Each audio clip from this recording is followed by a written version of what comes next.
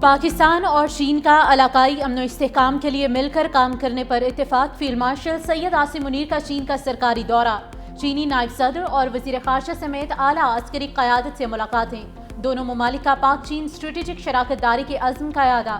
سی pack کے تحت ابھرتے علاقائی اور عالمی منصبنامے پر بات چیت۔ دونوں ممالک کی قیادت کا دو طرفہ تعلقات کی گہرائی پر اطمینان کا اظہار۔ دونوں ممالک کا شراکت داری بڑھانے کے لیے مل کر کام کرنے پر اتفاق۔ چینی حکام نے خطے میں امن و استحکام کے لیے پاکستان کی مسلح افواج کے کردار کی تعریف کی۔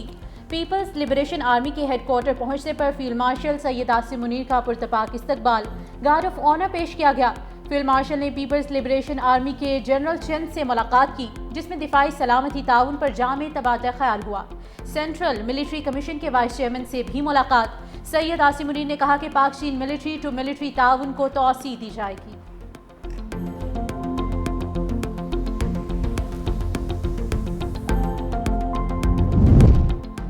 نائب وزیر اعظم اسحاق ڈار ایک روزہ دورے پر نیو یارک سے واشنگٹن پہنچ گئے۔ ترجمان دفتر خارجہ کے مطابق پاکستانی سفیر رضوان سعید شیخ اور سفارت خانے کے اعلیٰ حکام نے نائب وزیر اعظم کا استقبال کیا۔ اسحاق ڈار آج امریکی ہم منصب مارکو روبیو سے ملاقات کریں گے۔ ملاقات میں پاک امریکہ دو طرفہ تعلقات، تجارت، سرمایہ کاری اور اقتصادی تعاون پر بات چیت ہوگی۔ نائب وزیر اعظم معروف امریکی تھنک ٹینک دی اٹلانٹک کونسل سے اہم خطاب کریں گے۔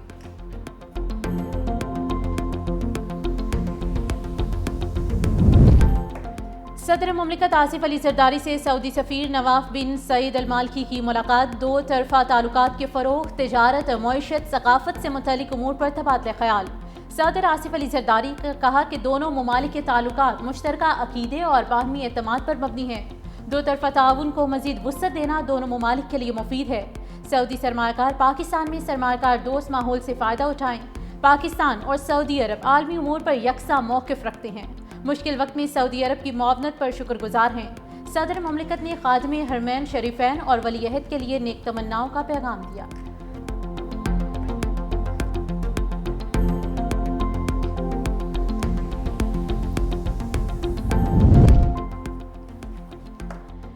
وزیر اعظم شہباز شریف سے یورپی یونین کی سفیر رینا کیونیکا کی الوداعی ملاقات۔ وزیر اعظم نے پاکستان میں یورپی یونین کے کردار اور سیلاب کے دوران معاونت کو سراہا۔ جی ایس پی پلس اسکیم کے لیے حکومتی عزم کا اعادہ۔ دونوں رہنماؤں کے درمیان سیاسی تجارتی امور پر تبادلہ خیال۔ یورپی سفیر کا پاکستان سے ملنے والے تعاون پر اظہار تشکر، کہا برسلز میں بھی پاک یورپی تعلقات کو فروغ دیتی رہیں گی۔ وزیر اعظم شہباز شریف سے ڈاکٹر عافیہ صدیقی کی ہمشیرہ ڈاکٹر فوزیہ صدیقی کی ملاقات۔ حکومت ڈاکٹر عافیہ کے معاملے میں کسی طور پر غافل نہیں، وزیر اعظم کی یقین دہانی۔ سفارتی اور قانونی معاونت پہلے بھی دی، آئندہ بھی جاری رہے گی۔ وزیر اعظم پہلے ہی امریکی صدر جو بائیڈن کو خط لکھ چکے۔ پیش رفت کے لیے وفاقی وزیر قانون کی سربراہی میں کمیٹی بھی قائم۔ کمیٹی ڈاکٹر فوزیہ سے رابطے میں رہے گی اور ہر ممکن تعاون فراہم کرے گی۔ D G I S P R lieutenant general Ahmed Sharif Chaudhry کی لاہور میں مختلف مذاہب کے نمائندوں اور نوجوانوں سے ملاقات۔ آپریشن بنیان و مرصوص کو پاک افواج ہی نہیں، پوری قوم کی کامیابی قرار دیا۔ کہتے ہیں وطن کے روشن مستقبل میں نوجوانوں کا کردار کلیدی ہے۔ قومی یکجہتی دشمن کے لیے ناکامی کی ضمانت ہے۔ پاکستان ایک پرامن اور ترقی پسند ملک ہے۔ بین المذاہب ہم آہنگی ہماری قومی طاقت کی بنیاد ہے۔ قوم دشمن کے خلاف ہمیشہ سیسا پلائی دیوار بنی ہے۔ سوشل میڈیا کمپنیز کو اے آئی کے ذریعے دہشت گرد مواد فوری ہٹانا ہوگا۔ وزیر مملکت داخلہ طلال چودھری کی میڈیا سے گفتگو، کہا دہشت گردی کے خلاف دیواریں بنا رہے ہیں، آزادی اظہار کو خاموش نہیں کر رہے۔ غیر ملکی سوشل میڈیا کمپنیز کو دفاتر کھولنے کی دعوت دے دی۔ بیرسٹر عقیل نے کہا کہ اقوام متحدہ نے ISKP اور TTP پر پابندی لگا دی۔ امریکہ اور برطانیہ نے BLA کو دہشت گرد تنظیم قرار دے دیا۔ دہشت گرد پروپیگنڈا پیکا کے تحت قابل سزا جرم ہے۔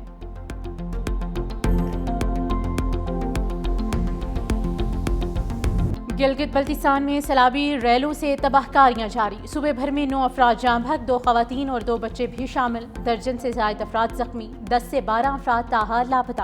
ترجمان صوبائی حکومت کے مطابق 500 سے زائد گھر، 27 پل اور 22 گاڑیاں سیلاب کی نظر۔ 12 کلومیٹر سے زائد سڑکیں تباہ، ہزاروں فٹ عمارتی لکڑی اور درجنوں مویشی خانے پانی میں بہہ گئے۔ ضلع دیامر سب سے زیادہ متاثر، امدادی سرگرمیاں جاری، پاک فوج اور جی بی اسکاؤٹس کا بھرپور ریسکیو آپریشن، 300 سے زائد سیاحوں اور مسافروں کو بچا لیا گیا، لاپتہ افراد کی تلاش کے لیے سرچ آپریشن جاری، مگر مسلسل لینڈ سلائیڈنگ اور پانی کے بہاؤ سے امدادی کاموں میں مشکلات، بجلی اور پانی کی بحالی کا کام شروع۔ ترجمان گلگت بلتستان حکومت نے کہا کہ صوبائی حکومت متاثرین سیلاب کو تنہا نہیں چھوڑے گی، ہر ممکن مدد فراہم کرے گی۔ ادھر سانحہ چلاس میں جام حق عبدالہادی کی نماز جنازہ ادا۔ پنجاب کے مختلف شہروں میں بارش، پنجاب کے دریاؤں اور ندی نالوں میں طغیانی کا خطرہ، کبیروالا کے مقام پر دریائے راوی میں پانی کی سطح میں مسلسل اضافہ، متعدد بستیاں زیر آب، فصلیں تباہ، کسانوں کی جمع پونجی پانی میں بہہ گئی، متاثرہ افراد کی بڑی تعداد نقل مکانی کرنے پر مجبور۔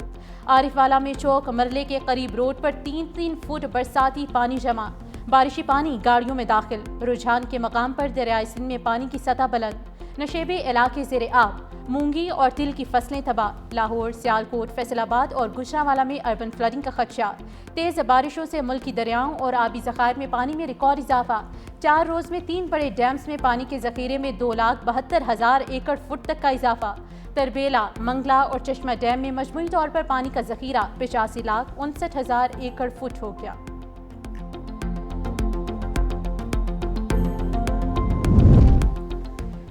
بلوچستان کے ضلع دکھی میں ندی میں نہاتے ہوئے 4 بہنیں ڈوب گئیں۔ لیوی ذرائع کے مطابق علاقے کے لوگوں نے اپنی مدد آپ کے تحت 4 بہنوں کی لاشوں کو ندی سے نکالا۔ جام بحق ہونے والی بہنوں میں Zarkanabi Bibi, Khatoon Bibi, Fareeha Bibi اور سوا بی بی شامل۔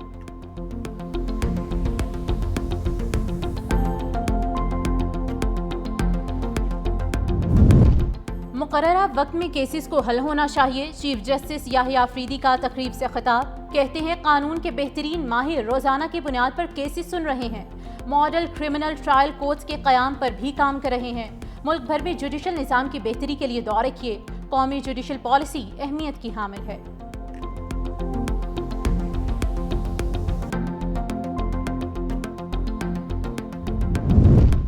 راولپنڈی بڑی تباہی سے بچ گیا، سی ٹی ڈی اور حساس اداروں کی مشترکہ کارروائی، فتنہ الخوارج کا انتہائی خطرناک دہشت گرد موسیٰ گرفتار۔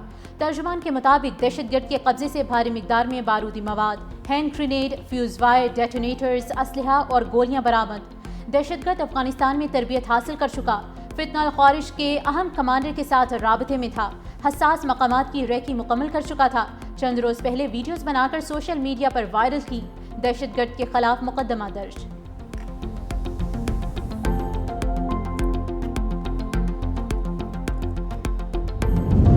سابق بھارتی فضائی افسر نے بھارتی ایئر ڈیفنس کی قلعی کھول دی۔ ہرجیت سنگھ نے انکشاف کیا کہ بھارتی ایئر ڈیفنس نظام ایک کھلا مذاق اور افسوسناک کہانی ہے۔ افسران شدید ذہنی دباؤ اور نفسیاتی مسائل کا شکار ہیں۔ جدید ٹیکنالوجی کے دور میں بھارتی توپیں بیکار ہو چکی، ڈرونز ناقص اور ریڈار چلانا بھی خطرہ تصور کیا جاتا ہے۔ ہرجیت سنگھ نے بھارتی فوج کے اندر افراتفری، فیصلہ سازی کی ناکامی اور اندرونی کمزوریوں کو بے نقاب کر دیا۔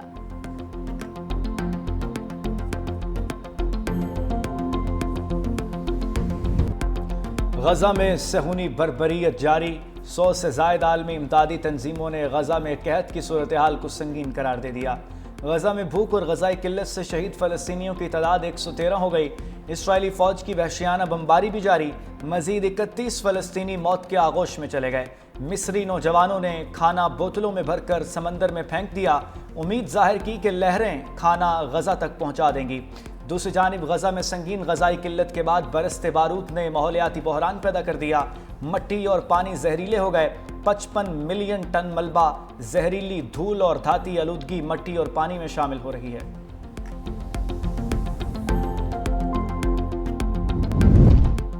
مشرق وسطیٰ میں پائیدار امن کے لیے فرانس کا فلسطینی ریاست کو تسلیم کرنے کا فیصلہ، فرانسیسی صدر میکرون کی جانب سے فلسطینی صدر محمود عباس کو لکھا گیا خط سوشل میڈیا پر شیئر کر دیا گیا۔ فرانس کے صدر نے کہا کہ فلسطینی ریاست قبول کرنے کا باقاعدہ اعلان ستمبر میں اقوام متحدہ کی جنرل اسمبلی سے اپنے خطاب میں کریں گے۔ ہمیں فوری جنگ بندی، تمام یرغمالیوں کی رہائی اور غزہ کے عوام کے لیے بڑے پیمانے پر انسانی امداد کی ضرورت ہے۔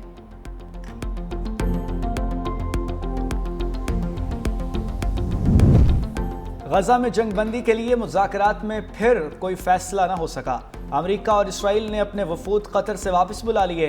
امریکی ایلچی اسٹیوٹ کوف نے کہا حماس کے تازہ رد عمل کے بعد مشاورت کے لیے اپنی ٹیم کو بلایا گیا ہے، اب یرغمالیوں کو گھر لانے کے لیے متبادل آپشنز پر غور کریں گے۔ اسرائیل نے پہلے کہا تھا کہ اس نے حماس کی جانب سے اپنا رد عمل پیش کرنے کے بعد مشاورت کے لیے اپنے مذاکرات کاروں کو واپس بلا لیا ہے۔ مزید بولے، فلسطینی گروپ کا موقف واضح طور پر غزہ میں جنگ بندی تک پہنچنے کی خواہش کی کمی کو ظاہر کرتا ہے۔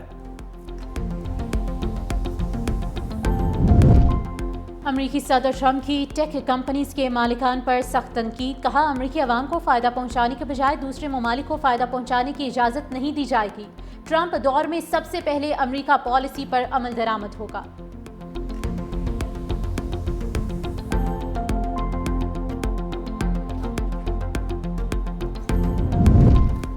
تھائی لینڈ اور کمبوڈیا کی سیکیورٹی فورسز کے درمیان جھڑپیں، راکٹ سمیت بھاری اسلحہ اور F-16 طیاروں کا استعمال، مرنے والوں کی تعداد 14 ہو گئی، جن میں 13 عام شہری شامل ہیں۔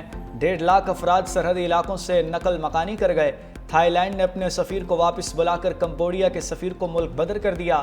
اقوام متحدہ کا ہنگامی اجلاس طلب، دونوں ملکوں کے درمیان مندروں کی ملکیت کا تنازع 100 سال سے بھی زیادہ پرانا ہے۔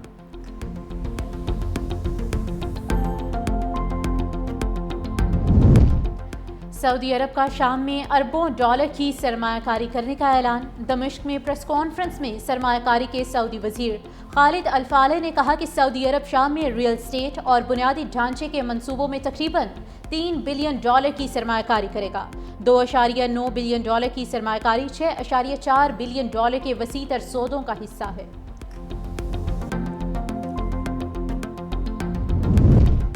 برطانیہ میں حلال کے نام پر حرام گوشت فروخت کرنے والی کمپنی کے مالک کو 4 سال 8 ماہ قید سنا دی گئی۔